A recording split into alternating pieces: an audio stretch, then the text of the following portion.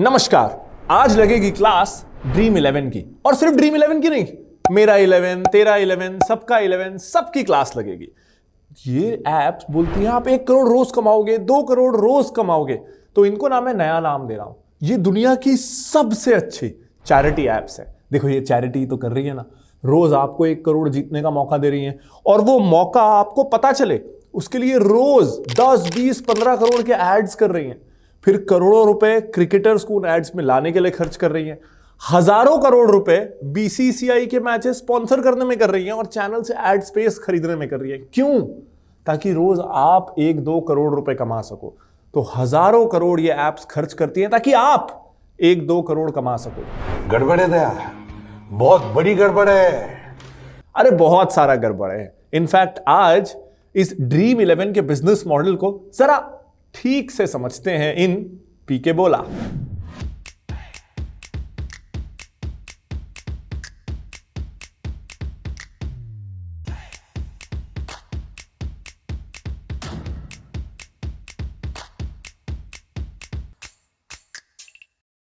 अब ड्रीम 11 को हम समझे ना, उसके बिजनेस मॉडल को, उससे पहले जरा पिछले 4 सालों की उनकी मार्केटिंग कैंपेन देखते हैं। और ये ना सिर्फ मार्केटिंग कैंपेन्स नहीं है, ये बहुत प्लान करके बनाई गई स्कीम्स हैं जिससे हम एक तरह से ड्रीम 11 यूज करने को मजबूर हो जाएं।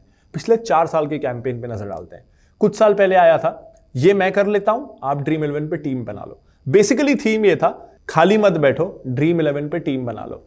ये यंगस्टर्स के उस पेन पॉइंट को हिट करता है जहां पेरेंट्स हमको कॉन्स्टेंटली बोलते रहते हैं कि तुम कुछ करते नहीं हो। तो ड्रीम 11 यंगस्टर्स को ये बोल रहा था, ड्रीम 11 पे टीम बना लो and you can earn money, और अपने पेरेंट्स को जवाब दे सकते हो। सबकॉन्शियसली हमारे दिमाग में वो मैसेज आ रहा था। उसके अगले साल कुछ स्टेट्स में ना इसकी लीगैलिटी को प्रॉब्लम होने लगा, कुछ स्टेट्स ने इसको बैन भी कर दिया। तो इसकी इमेज वो लॉटरी सट्टे वाली हो गई थी, जिसको सुधारना बहुत जरूरी था। तो अगले साल क्या हुआ?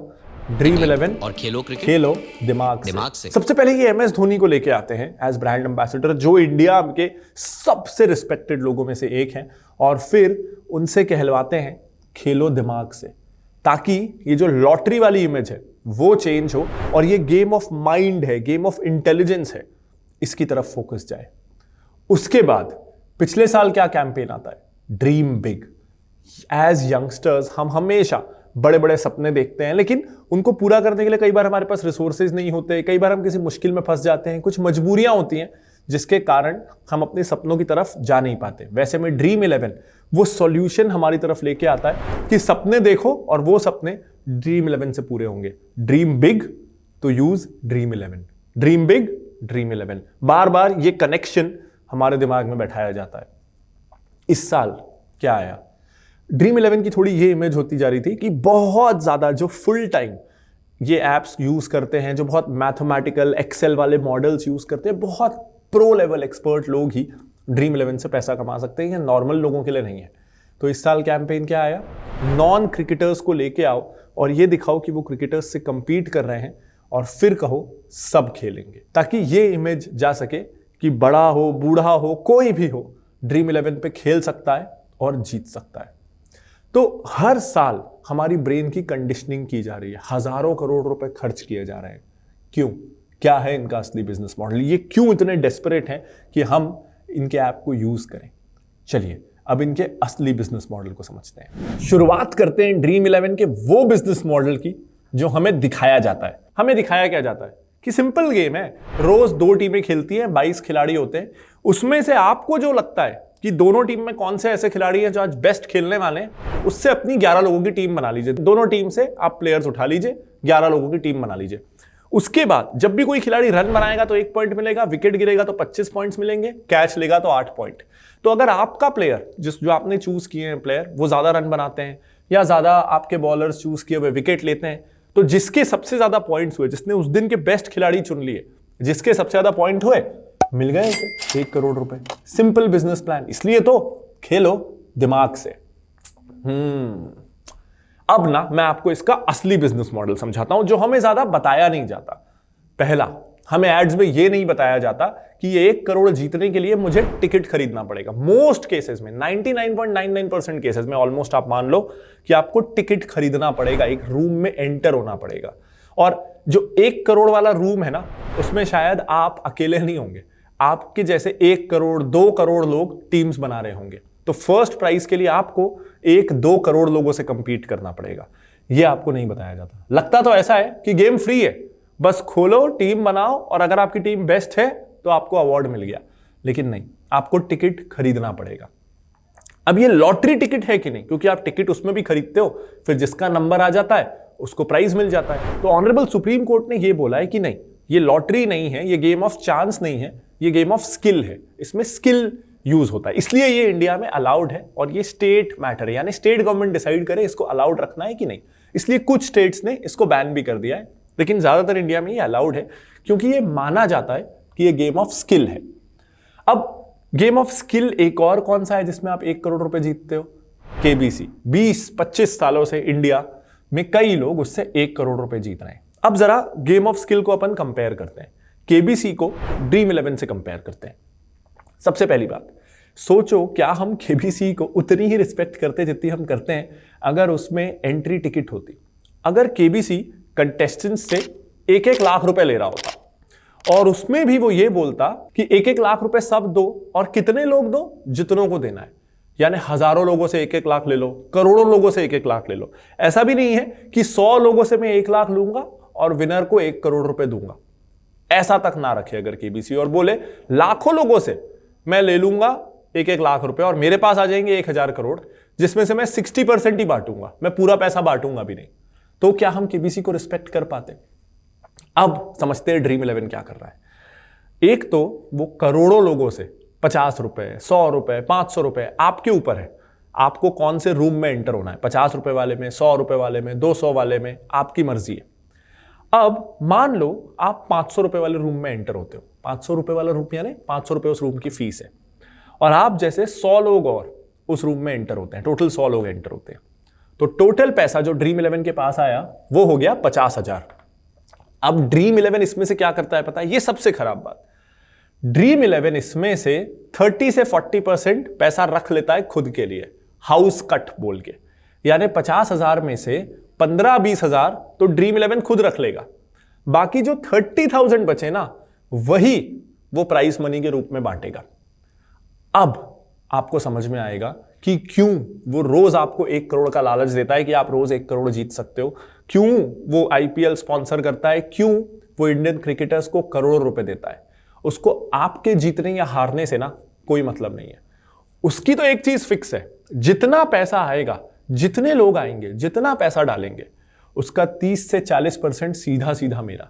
लोग हारे, जीते, मरे, डूबे, मेरा उससे कोई लेना देना नहीं। तो बेसिकली मुझे क्या करना है, मुझे सारे क्रिकेटर्स को उठा लेना है, सेलिब्रिटीज को उठा लेना है, जहां ऐड मिले वहां ऐड करना है और लोगों को बोलना है आप 1 करोड़ जीत सकते हो, पैसा डालो। तो वो आपसे पैसा डलवा रहा है आपको 1 करोड़ जीतने का लालच देके। क्यों? क्योंकि जो भी पैसा आप डालोगे उसका 40%, 30 से 40% सीधा सीधा ड्रीम 11 लेके जा रहा है।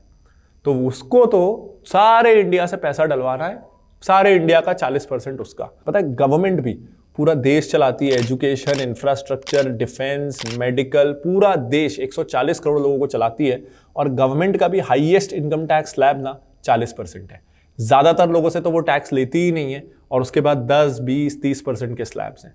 और ड्रीम 11 सिर्फ आपको एक फैंटेसी टीम बनाने का 40% टैक्स ले लेता है। तो ऐड तो करेगा ही ना, वो तो चाहेगा ही कि आप पैसा डालो। अब बात आती है स्किल की।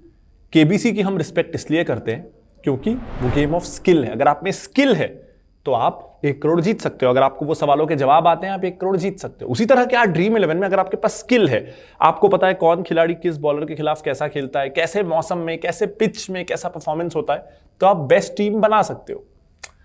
यहां एक इंपॉर्टेंट चीज, केबीसी में ना आप कंपीट कर रहे होते हो कंप्यूटर के अगेंस्ट, एक कंप्यूटर के अगेंस्ट। वो कंप्यूटर आपसे सवाल पूछता है, आपको उसके जवाब आने चाहिए।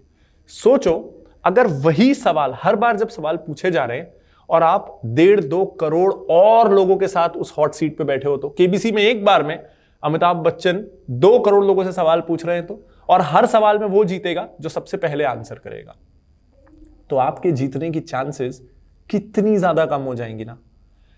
ड्रीम 11 में अनलाइक केबीसी, एक तो आप पैसे देके एंट्री कर रहे हो, जिस पैसे का 30-40% आपसे छीन लिया जा रहा है, उसके बाद जो 60% पैसा है उसके लिए 1.5-2 करोड़ लोग एक साथ उस पैसे के लिए कंपीट कर रहे हैं। तो स्किल कितनी भी अच्छी हो, आपकी जीतने की चांस ना 1 in 2 करोड़ है, अगर वो फर्स्ट प्राइज है और 2 करोड़ लोग खेल रहे हैं तो चांसेस इतनी ज्यादा कम है ना कि स्किल एक्चुअली बहुत दूर रह जाता है। इसको डिजाइन बहुत ही क्लेवरली किया गया है। अब इसके डिफेंस में जवाब आता है, how can you say that it is legal. Honourable supreme court ने इसको लीगल बोला है और स्टेट्स पे छोड़ा है कि उनको अलाउ करना है कि नहीं। भारत ना एक इंडिपेंडेंट डेमोक्रेटिक कंट्री है जहां ज्यादातर एडल्ट्स को ये देश फ्रीडम देता है, और ये अच्छी बात है, फ्रीडम होनी चाहिए कि वो चूज कर सकें उन्हें क्या करना है क्या नहीं करना है। इस देश में ना शराब लीगल है, सिगरेट लीगल है, आपको जान के हैरानी होगी लेकिन प्रोस्टिट्यूशन भी इस देश में लीगल है। तो लीगल तो बहुत सारी चीजें, क्या हम सब वो जाके करने लगे? एक देश जब मैक्रो लेवल पे मैनेज होता है ना, तो बहुत सारी चीजें वो एडल्ट्स के विवेक पे छोड़ता है कि आप समझदार हैं और आपके लिए क्या सही है उसका निर्णय आप खुद ले सकते हैं। तो ये सवाल आपको खुद से पूछना है कि सुप्रीम कोर्ट जो है वो आप पे भरोसा कर रहा है कि आप समझदार हैं और आपके लिए क्या सही गलत है उसे सोच सकते हैं।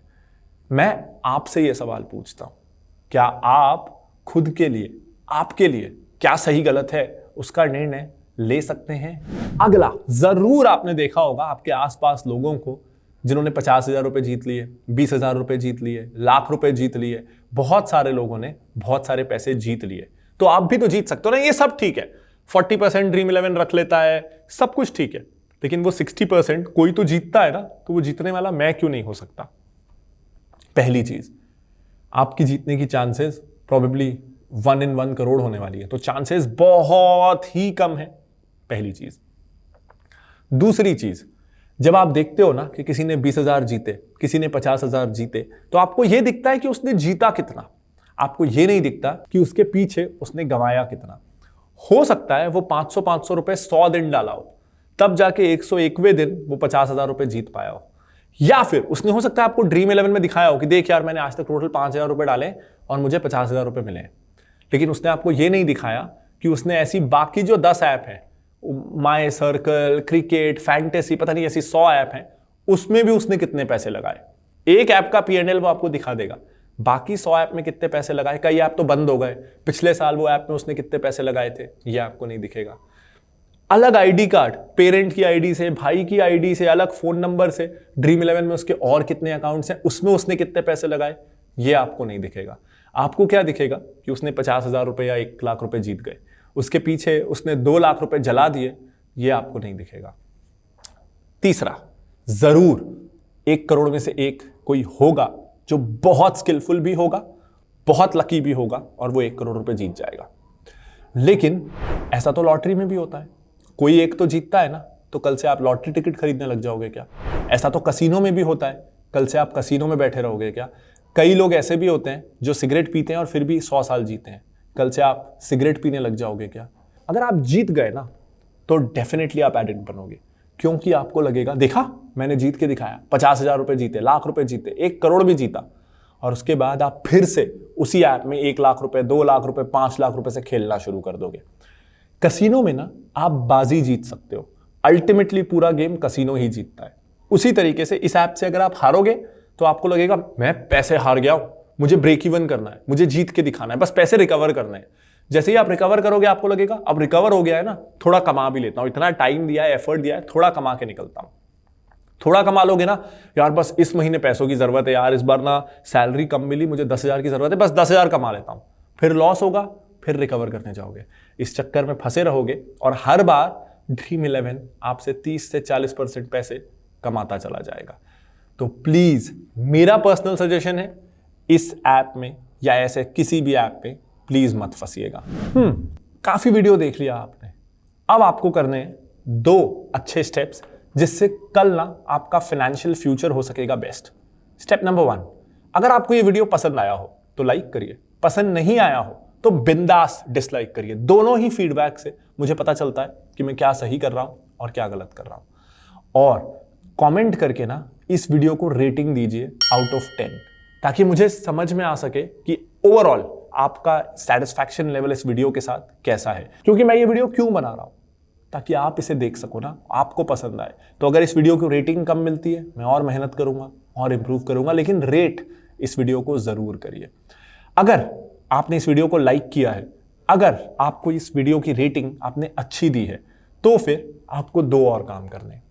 आपको इस वीडियो को शेयर करना है उन लोगों के साथ जिनको आपको लगता है कि जो शायद आईपीएल में ये काफी कर रहे हैं, खास करके यंग लोग हैं ना, 18 से 25 साल के बीच, इस तरह की काफी चीजें करते हैं। तो अगर आप अपने आसपास किसी को जानते हो, किसी दोस्त को, किसी छोटे भाई बहन को जो ये कर रहे हैं, ऐसा आपको लगता है, अगर उनके पास एकदम से कोई सोने की चेन आ गई है, अगर एकदम से उन्होंने कोई नया मोबाइल फोन खरीद लिया है आईपीएल सीजन में, और आपको लग रहा है उसके पास ये पैसे कहां से आए, तो ये वीडियो उनके साथ जरूर शेयर करिए।